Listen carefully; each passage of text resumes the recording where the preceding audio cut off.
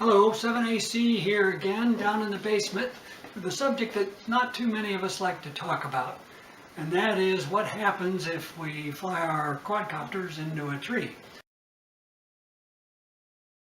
If you're in the under 25 set, it's perhaps not as much of a problem because you can climb up and go after it. But if you're out qualified for Medicare, as I am, trying to climb up a tree is a risky proposition. Likewise, trying to chuck a rock up there faded somewhere back in the 1970s or so. So you're left with a few options, and I'd like to show you what I've done to try to help improve my chances of pulling an expensive quadcopter out of a tree.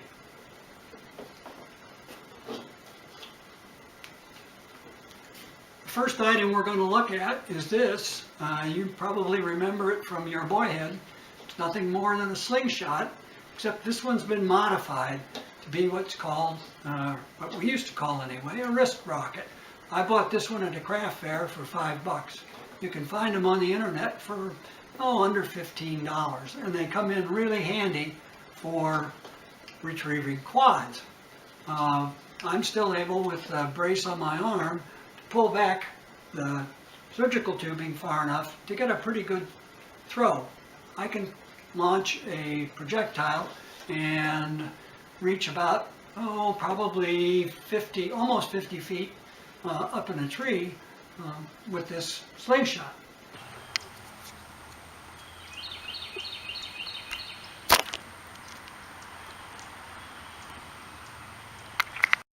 The question then is what to put on the slingshot. The most common thing, of course, would be a fishing weight, but I don't have a heavy fishing weight, so what I did was make up a small pod of weights using 1/2-inch nuts. I've got 2, 4, 6, I got 8 of them in this cluster, and it seems to marry up pretty well with the capabilities of the wrist rocket.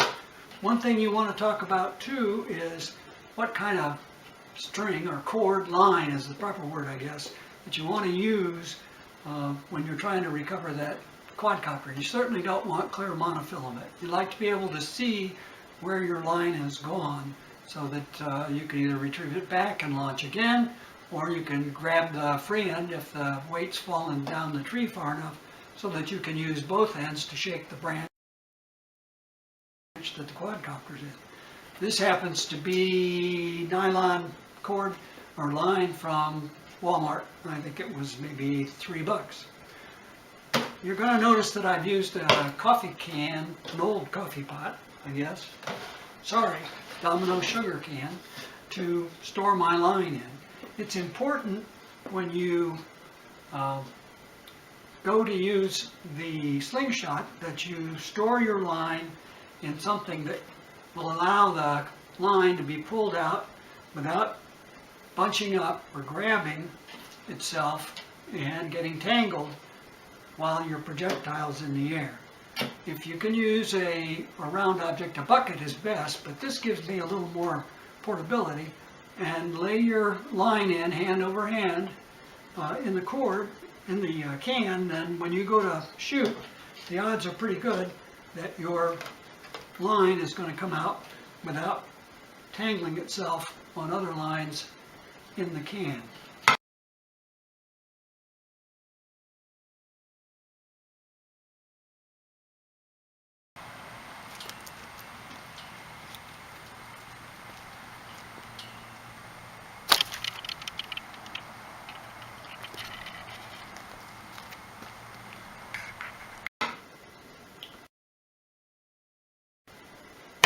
As I say, this is a cheap alternative, but it beats the heck out of standing on the ground looking up at your quad.